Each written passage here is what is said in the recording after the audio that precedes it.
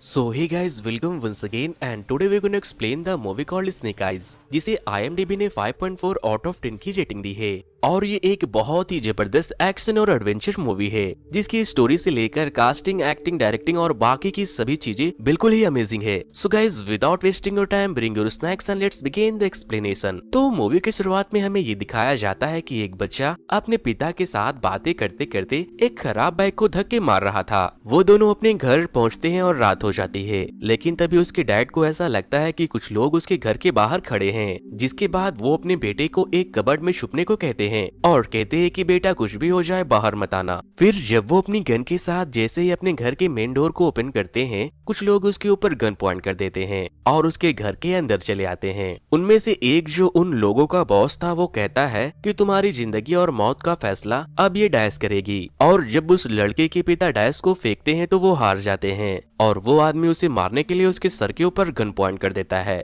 लेकिन वो बच्चा अपने डैड को मरते हुए नहीं देख सकता था, इसीलिए वो उन लोगों के ऊपर हमला कर देता है। लेकिन उसकी कोशिश नाकाम होती है, जिसके बाद उसके डैड उसे भागने को कहते हैं और वो वहाँ से बचकर भाग जाता है। वो लोग उस बच्चे को पकड़ने की कोशिश तो करते हैं, लेकिन वो उनके हाथ नहीं आता। जिसके बाद वो लोग उसके पिता को मारकर उस घर में आग लगा देते हैं। अब हमें प्रेजेंट का सीन दिखाया जाता है, जहाँ हम दो लोगों को आपस में फाइट करते हुए देखते हैं। लेकिन ये एक बहुत ही डेंजरस गेम थी, जिसे खत्म करने के लिए दूसरे प्लेयर को ऑलमोस्ट जान से मारनी होती है। और इस गेम को जो जीतता है उस लड़के का नाम स्नेक आइज है, जो कई सालों से ये फाइट जीतता आ रहा था। गेम के जीतने के बाद एक शख्स स्नेक आइज से मिलने आता है। वो बताता है कि मेरा नाम केंटा टेकामोरा है, क्या तुम मेरे लिए काम करोगे? जिस पर स्नेक आइज साफ इनकार करके वहाँ से जाने लगता है। लेकिन तभी वो उससे कहता है कि अगर तुम मेरे लिए काम करोगे तो मैं तुम्हें वो लाकर दूंगा जिसकी तलाश तुम सालों से कर रहे हो। और फिर वो उसके पास एक न्यूज़पेपर को देखते ही उसके साथ काम करने के लिए तैयार हो जाता है। दरअसल स्नेक आइज वही बच्चा है जिसके पिता का कत्ल हुआ था और वो अपने पिता के कातिलों की तलाश बहुत सालों से कर रहा था। अब हम देखते हैं कि स्नेक आइज केंटा के गोडाउन में मछलियों के पेट के अंदर गन्स को भर रहा है, क्योंकि केंटा गैर कानूनी तरीकों से गन्स की स्मगलिंग किया करता था। और फिर तभी वहाँ केंटा आ जाता है और कहता है कि हम लोगों के बीच एक घुसपैठिया घुस आया है। जिसके बाद वो अपने गार्ड्स को बोलकर एक लड़के को अरेस्ट कर लेता है जिसका नाम टॉमी है। और वो टॉमी कोई और नहीं बल्कि उसका ही कजन है। टॉमी केंटा को मारना चाहता था क्योंकि केंटा ने उसके शाही घराने को धोखा देने के बाद गैर कानूनी काम को शुरू कर दिया था। केंटा स्नेक आइज को गन दे देता है और कहता है कि लो इसे तुम मारो, ये तुम्हारा पहला शिकार है। और जब स्नेक उसके सर पर गन पॉइंट करता है तो टॉमी उसकी तरफ देखता है और कहता है कि तुम एक बहुत बड़ी गलती करने जा रहे हो। जिसके बाद स्नेक आइज उसे गोली मारने के बजाय कहीं और गोली मार देता है। और मौका मिलते ही टॉमी और स्नेक आइज दोनों मिलकर उन लोगों पर हमला कर देते हैं। और टॉमी बहुत ही जबरदस्त फाइट करता है क्योंकि वो एक बहुत ही प्राचीन खानदान से होने के साथ साथ एक बहुत ही अच्छा निंजा वॉरियर भी था। वो दोनों एक वैन में बैठकर भाग रहे थे, लेकिन केंटा के आदमी उस वैन के ऊपर हमला कर देते हैं और एक के बाद एक बहुत सारे तलवार को वैन के अंदर डाल देते हैं, जिससे कि एक तलवार स्नेक को लग भी जाती है। और तभी वहाँ पुलिस आती है और स्नेक आई बेहोश हो जाता है। जब स्नेक आइज को होश आता है तो वो एक प्राइवेट जेट में सो रहा था। फिर टॉमी वहाँ आता है और उसे बताता है कि मैं तुम्हें अपने साथ अपने घर लेकर जा रहा हूँ, क्योंकि अगर मैंने तुम्हें वहाँ अकेला छोड़ दिया तो केंटा तुम्हें जिंदा नहीं छोड़ेगा। फिर टॉमी स्नेक से पूछता है कि आखिर तुमने मेरी जान क्यों बचाई? जिस पर वो बोलता है कि मैंने तुम्हारी आंखों में ईमानदारी और सच्चाई देखी और मैं कोई मर्डरर नहीं हूँ। स्नेक उससे पूछता है कि आखिर तुम्हारा कजन तुम्हें क्यों मारना चाहता है? तब वो बताता है कि हम दोनों ही क्लैन के लीडर बनना चाहते थे, लेकिन क्लैन का लीडर बस एक ही इंसान बन सकता है और केंटा के गैर कानूनी धंधे को शुरू करने के बाद क्लैन का लीडर सिर्फ मैं बन सकता हूँ। इसीलिए वो मुझे मारना चाहता है और मैं उसे इसलिए मारना चाहता हूँ क्योंकि वो जापान में गन्स की स्मगलिंग कर रहा है। फिर वो दोनों टोक्यो पहुँच जाते हैं, जहाँ स्नेक टॉमी के लाइफ स्टाइल को देखकर पूरी तरह से शॉक हो चुका था, क्योंकि वो एक बहुत ही रिच पर्सन था। टॉमी वहाँ जाते ही स्नेक को एक लड़की से मिलवाता है जिसका नाम अकीको है, जो क्लैन की चीफ ऑफ सिक्योरिटी थी। फिर वो लोग क्लैन के लीडर से मिलते हैं, जो टॉमी की ग्रैंड मदर भी थी। लीडर स्नेक को टॉमी की जान बचाने के लिए शुक्रिया कहती है और कहती है मेरे साथ साथ पूरा जापान तुम्हारा एहसानमंद रहेगा। फिर टॉमी कहता है कि मैं चाहता हूँ कि स्नेक हमें ज्वाइन करे, मुझे इसके जैसा भरोसेमंद और पावरफुल वॉरियर कहाँ मिल सकता है। लेकिन अकीको लीडर से कहती है कि ऐसा करना बिल्कुल भी ठीक नहीं होगा, हमें इस पर इतनी जल्दी भरोसा नहीं करना चाहिए, ये क्लैन के लिए एक बहुत बड़ा रिस्क हो सकता है। जिस पर टोनी कहता है कि इसकी जिम्मेदारी मैं लेता हूँ क्योंकि इसने मेरी जान बचाई है और मुझे नहीं लगता मुझे इससे ज्यादा ईमानदार और भरोसेमंद वॉरियर मिलेगा। ग्रैंड मदर कहती है तो ठीक है फिर, लेकिन क्या ये अरिसी केक बनने की 3 चैलेंजेस को पार कर पाएगा? जिस पर टोनी बोलता है कि हाँ जरूर करेगा। फिर अगले दिन पूरे क्लैन के अधिकारियों को बुलाया जाता है, जिनमें एक होते हैं मास्टर हार्ड और दूसरा ब्लैंड मास्टर, जो स्नेक को अरिसी केक बनने के लिए ट्रेन करने वाले थे।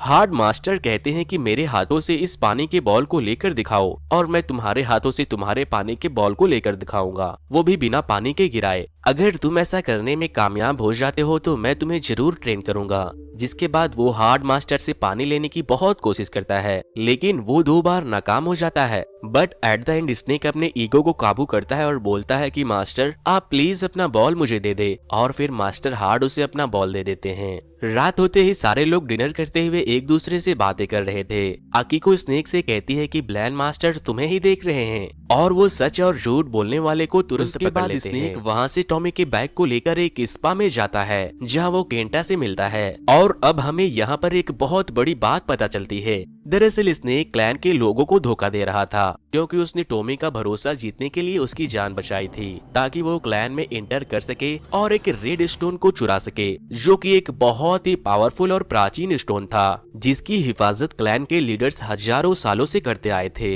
लेकिन यहाँ पर स्नेक उसे ये कहने आया था कि मैं अब तुम्हारे लिए काम नहीं करूंगा क्योंकि वो बहुत अच्छे लोग हैं। और ये बोलकर जब वो वहाँ से जाने लगता है तो केंटा उसे वो डाइस दिखाता है जो उसके फादर के कातिल का था। केंटा कहता है कि क्या तुम अपने फादर के कातिल को ऐसे ही जिंदा छोड़ दोगे? स्नेक पूछता है कहाँ है वो? केंटा कहता है मैंने अपना काम किया, तुम अपना काम करो और मैं तुम्हें उसे सौंप दूंगा, मुझे वो सनस्टोन लाकर दे दो। उसके बाद स्नेक वहाँ से चला जाता है और अकीको उसे स्पा से बाहर निकलते हुए देख लेती है क्योंकि वो उसके ऊपर नजर रख रही थी। अगले सुबह जब स्नेक वहाँ की सिक्योरिटी को देख रहा था तब टॉमी उससे मिलने आता है। वो स्नेक को एक तलवार गिफ्ट करता है जिसका नाम मॉर्निंग लाइट है। मॉर्निंग लाइट का किसी के पास होना एक बहुत बड़ी सम्मान की बात थी। रात में जब स्नेक उस स्टोन के बाहर लगी सिक्योरिटी को देखने जाता है तो अकीको भी वहां आ जाती है और वो उसे पूछती है कि तुम यहाँ क्या कर रहे हो? जिस पर स्नेक कहता है कि मैं ट्रेनिंग कर रहा हूँ। अकीको कहती है ट्रेनिंग, ठीक है फिर सुबह देखते हैं कि तुमने कितनी ट्रेनिंग की है। वो उससे बातें करते हुए उसे फाइट करने को कह रही थी। वो जैसे ही बोलती है कि मुझ पर हमला करो, वो तुरंत ही उसके फेस पर एक पंच मार देता है। जिसके बाद अकीको कहती है गधे, तलवार से हमला करने को कहा था मैंने, पूरी बात तो सुन लेते। फिर उन दोनों में फाइट शुरू होती है और अकीको स्नेक को नीचे गिरा देती है और स्नेक हार जाता है। तभी अकीको का फोन बजता है और स्नेक मौका देखकर उसे पीछे से नॉक कर देता है। अकीको बोलती है कि अबे साले गधे, अरिसी के सामने से वार करते हैं, पीछे से नहीं। फिर वो दोनों टोनी के पास जाते हैं क्योंकि अकीको को टोनी ने ही कॉल किया था। टोनी उन्हें बताता है कि केंटा टोक्यो में गन्स की स्मगलिंग करने वाला है, इसीलिए हमें उसे ऐसा करने से रोकना होगा और उसे खत्म करना होगा। और फिर वो तीनों मिलकर केंटा को मारने के लिए निकल जाते हैं। वहां जाने के बाद टोनी अकीको से कहता है कि तुम गार्ड्स को देखो और स्नेक्स तुम हथियार को फैंस करके अपने कब्जे में ले लो और केंटा को मैं देखता हूँ। जिसके बाद अकीको वहां जाते ही केंटा के बहुत सारे गार्ड्स को मार देती है। स्नेक जब गन्स के पास पहुंचता है तो एक गार्ड उसके ऊपर गन पॉइंट कर देता है, लेकिन वो स्नेक को पहचान लेता है कि वो उनके साथ मिला हुआ है। जिसके बाद वो गन्स को वहीं रखकर वहां से चला जाता है। टोनी केंटा के ऊपर हमला कर देता है, लेकिन केंटा टोनी को हराकर वहां से भाग जाता है। बट अब टोनी के हाथ केंटा का पूरा हथियार लग चुका था। जिसके बाद वो मेजर ओरा को फोन करते हैं। मेजर ओरा कहती है कि मुझे 10 सेकंड दो, मुझे कुछ मेहमानों की खातिरदारी करनी है। और वो एक के बाद एक बहुत सारे गार्ड्स को धोने लगती है जो कि कोबरा के आदमी थे। कोबरा एक टेररिस्ट ऑर्गेनाइजेशन था और मेजर ओरा टेररिज्म को खत्म करने का काम करती थी। मेजर ओरा उन्हें बताती है कि एक बहुत ही खतरनाक महिला टोक्यो आई है जिसने कई सारे अटैक करवाए हैं, इसीलिए मैं भी टोक्यो आ रही हूँ। जब रात होती है तो स्नेक एक बार फिर से टोनी के बैग को लेकर निकल जाता है और अकीको भी उसका पीछा करने लगती है, लेकिन स्नेक समझ जाता है कि कोई उसका पीछा कर रहा है और वो अकीको को चकमा देकर केंटा के अड्डे पर पहुंच जाता है।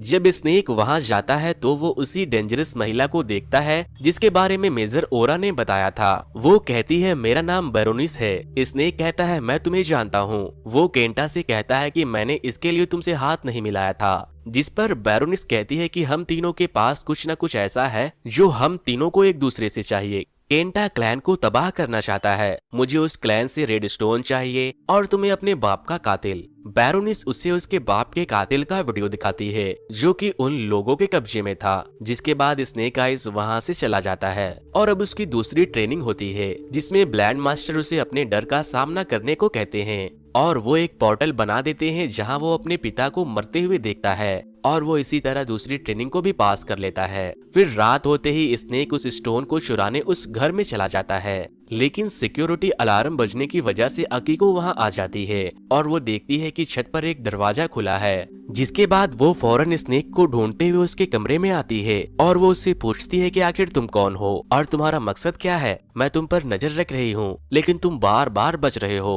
और वो ये बोलकर रोने लगती है और कहती है कि परिवार के नाम पर मेरे पास बस क्लैन है, मेरा इस दुनिया में कोई भी नहीं है। जिसके बाद स्नेक उसे बताता है कि जब मैं छोटा था तो मेरे पिता को कुछ लोगों ने मार डाला। मेरे पिता के साथ साथ मेरे सारे घर को भी जला दिया, जिस वजह से मेरी कोई आइडेंटिटी नहीं बन पाई। और मैं भी अगर आरिसी केग बन गया तो मुझे भी घर और परिवार मिल जाएगा और मैं इस परिवार की किसी भी हाल में रक्षा करूंगा, क्योंकि क्लैन के ऊपर एक बहुत बड़ा खतरा मंडरा रहा है। अब उसे लास्ट ट्रेनिंग पास करनी थी, जिसके लिए वो लोग स्नेक को एक कुएं के पास लेके जाते हैं और कहते हैं कि अगर तुम्हारा दिल साफ होगा तो तुम यहाँ से जिंदा बचकर लौट पाओगे, वरना तुम वहाँ से कभी भी वापस नहीं लौटोगे। स्नेक उस कुएं के अंदर जाता है। वहाँ जमीन पर एक बटन लगा था जिसे प्रेस करते ही वहाँ 3 बड़े बड़े एनाकोंडा स्नेक आते हैं। अकीको स्नेक से बोलती है अपने दिल को साफ करो नहीं तो मारे जाओगे। स्नेक पूरी कोशिश करता है लेकिन उन प्राचीन स्नेक को स्नेक आइस के अंदर बुराई महसूस होती है और वो उसके ऊपर हमला कर देते हैं। जिसके बाद अकीको उस कुएं में कूद जाती है और स्नेक से कहती है कि तुम यहाँ से जाओ और स्नेक वहाँ से चला जाता है और वो तीनों एनाकोंडा अकीको को कुछ नहीं करते क्योंकि उसका दिल साफ था। फिर सारे लोग लीडर के पास जाते हैं। मास्टर ब्लैंड कहते हैं तुम्हारे अंदर क्या मैल है मुझे बताओ, और अगर तुमने झूठ बोलने की कोशिश की तो मुझे पता लग जाएगा क्योंकि मैं झूठ और सच जान सकता हूँ।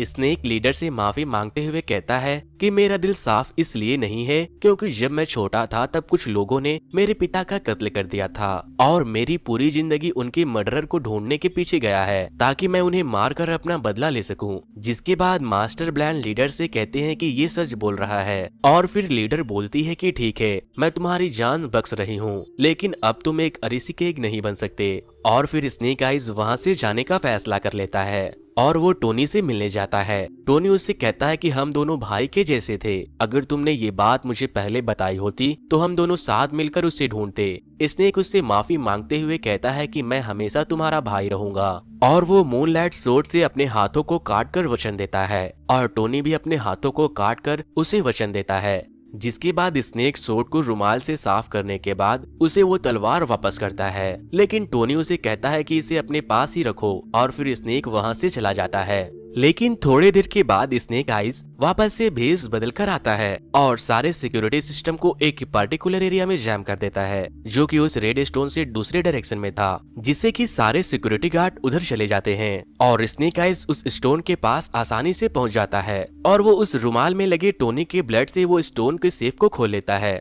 लेकिन तभी अकीको वहां आ जाती है और वो स्नेक के ऊपर हमला कर देती है, लेकिन स्नेक उसे धक्का देकर वहां से भाग जाता है। जिसके बाद क्लैन के लीडर टॉमी से कहती है कि तुम्हारे वजह से क्लैन खतरे में है। फिर टॉमी कहता है कि मैं रेड स्टोन को वापस लेकर आऊंगा और साथ साथ मैं स्नेक आइज का सर भी लाऊंगा। और अकीको और टोनी अपने बैग से स्नेक को ढूंढने के लिए निकल जाते हैं। इधर दूसरी तरफ हम देखते हैं कि स्नेक आइज उस स्टोन को बैरोनिस को फेंक कर देने लगता है, लेकिन केंटा लपक कर उस स्टोन को ले लेता है और कहता है कि ये मुझे थोड़ी देर के लिए उधार चाहिए। और तभी केंटा अपने एक गार्ड्स को बुलाता है और उस स्टोन को चेक करने के लिए उस गार्ड्स को जलाकर राख कर देता है और फिर वो लोग स्नेक को उसके पिता के कातिल को सौंप देते हैं। स्नेक उससे पूछता है कि आखिर तुमने मेरे पिता को क्यों मारा। वो बोलता है कि कोबरा के ऑर्डर को कोई इनकार नहीं कर सकता। स्नेक पूछता है कि कोबरा कौन है, जिस पर वो बताता है कि उस कुतिया के मुझे घसीट कर बंदी बनाने से पहले मैं ही कोबरा था, लेकिन स्नेक उसे मारने के बजाय आजाद कर देता है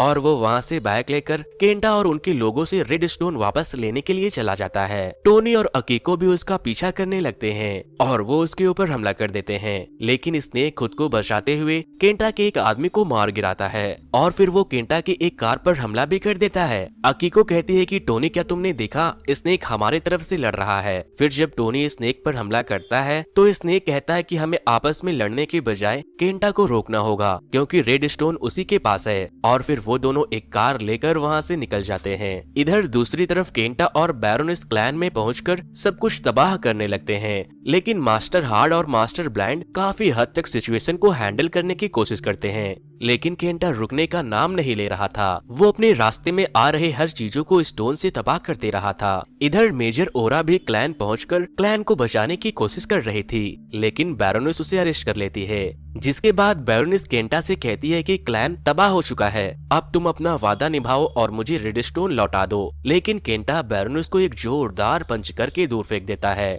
और फिर केंटा क्लैन के लीडर को रेडस्टोन से मारने ही वाला था कि तभी उसका एक आदमी बताता है कि टोनी ने हम लोगों के ऊपर हमला कर दिया। टोनी सबको मारते हुए आगे बढ़ रहा था और तभी वो कहता है बाहर आ जाओ, तुम्हारी टेक्निक पुरानी हो चुकी है। और हम देखते हैं कि ब्लैंड मास्टर निंजा हथौड़ी के गायब होने वाली टेक्निक का इस्तेमाल करके खुद को छिपाने की कोशिश कर रहे थे, और फिर तभी मास्टर हार्ड भी वहाँ आ जाते हैं और फिर वो तीनों मिलकर केंटा के सारे गार्ड्स के छक्के छोड़ा देते हैं। उधर दूसरी तरफ स्नेक और अकीको लीडर को बचाने के लिए जाते हैं, लेकिन जब वो वहाँ पहुँचते हैं तो देखते हैं कि मास्टर ओरा, बैरोनिस और लीडर तीनों मिलकर उनके गार्ड्स को ऑलरेडी मारकर ढेर कर चुके थे। बैरोनिस भी अब क्लैन के लोगों के साथ मिल चुकी थी क्योंकि केंटा ने उसे धोखा देकर उसके ऊपर हमला किया था। वो सारे लोग अब केंटा से रेडस्टोन लेने के लिए आगे बढ़ते हैं। केंटा अब अकेला हो गया था क्योंकि उन लोगों ने उसके सारे गार्ड्स को मार गिराया था। फिर मास्टर ब्लैंड और मास्टर हार्ड अपने तीर के मदद से एक कार्ट को अपनी तरफ खींचते हैं जिसमें बारूद भरा था, लेकिन केंटा उसे अपने तरफ आते देखकर उसे स्टोन से ब्लास्ट कर देता है, जिससे कि केंटा को भी एक जोरदार झटका लगता है और उसके हाथों से स्टोन गिर जाता है, जिससे टोनी उठाकर केंटा पर उसी स्टोन से वार कर देता है, लेकिन केंटा वहां से बचकर भाग जाता है। स्नेक उसका पीछा करता है और स्नेक और केंटा की फाइट होती है और मौका मिलते ही स्नेक केंटा के पैरों में जंजीरों को बांधकर उसे लेकर उसी कुएं में कूद जाता है जिसमें 3 विशाल एनाकोंडा रहते थे। वो एनाकोंडा वहां आते हैं तो केंटा उनमें से एक को अपनी तलवार से काट देता है, लेकिन एक दूसरा एनाकोंडा उसे निगल लेता है। बट केंटा के शरीर से स्नेक के बंधे होने की वजह से स्नेक भी एनाकोंडा के मुंह में जाने वाला था, लेकिन तभी वो दोनों एनाकोंडा को महसूस होता है कि स्नेक का दिल साफ है और फिर उनमें से एक एनाकोंडा स्नेक आइज के जंजीरों को तोड़ देता है और वो आजाद हो जाता है। एट द एंड हम देखते हैं कि मास्टर हार्ड ने रेडस्टोन को उसके सेफ में वापस से लॉक कर दिया है और क्लैन की लीडर टॉमी से कहती है कि इस क्लैन का अगला लीडर तुम नहीं बन सकते क्योंकि हमारे पूर्वज ने रेडस्टोन की हिफाजत करने की कसम खाई थी, ना कि उसका इस्तेमाल करने का, और तुमने इस नियम का उल्लंघन किया है। ये सुनने के बाद टॉमी गुस्से में क्लैन छोड़कर जाने लगता है और स्नेक से कहता है कि अगली बार जब मैं मिलूंगा तो मैं इसे वापस लेकर रहूंगा। ग्रैंड मदर कहती है कि टोनी तुम हमारा खून हो और तुम हमेशा इस परिवार का हिस्सा रहोगे, जिसके बाद टोनी अपनी खानदानी रिंग को भी उतार देता है और वहाँ से चला जाता है। अब स्नेक भी अपना सामान पैक करके टोनी को ढूंढने के लिए निकलने वाला था ताकि वो उसे समझा बुझाकर वापस से घर ला सके, और तभी अकीको वहाँ आती है और उसे एक स्पेशल सूट गिफ्ट करती है। वो दोनों आपस में बातें कर ही रहे थे कि इसी दौरान एक लेडीज वहाँ आती है और स्नेक को एक फाइल देती है जो उसके पिता के थे। वो उसे बताती है कि तुम्हारे पिता एक जो थे जिन्होंने कोबरा के आतंकी हमलों की खबर देकर हजारों लोगों की जान बचाई थी, जिस वजह से वो मारे गए। अब हम चाहते हैं कि तुम अपने पिता की जगह लो और अपने पिता की तरह ही एक बहादुर जो बनो। जिस पर वो कहता है कि फिलहाल तो मुझे टोनी को घर लाना है, और फिर वो उस स्पेशल सूट को पहनता है और एक शानदार बैग लेकर टोनी को ढूंढने के लिए निकल जाता है। तो दोस्तों ये एक्सप्लेनेशन आपको कैसी लगी मुझे कमेंट करके जरूर बताना, और जो लोग भी मेरे चैनल पर नए आए हैं वो इस वीडियो को लाइक करके मेरे चैनल को जरूर से सब्सक्राइब कर दें, क्योंकि वीडियो को लाइक और चैनल को सब्सक्राइब करने में उतना वक्त नहीं लगता जितना वक्त मुझे आप लोगों के लिए इस तरह की वीडियो बनाने में लग जाती है। तो वीडियो को लाइक करके चैनल को जरूर से सब्सक्राइब कर दें। फिर मिलता हूँ किसी और मूवी के एक्सप्लेनेशन के साथ।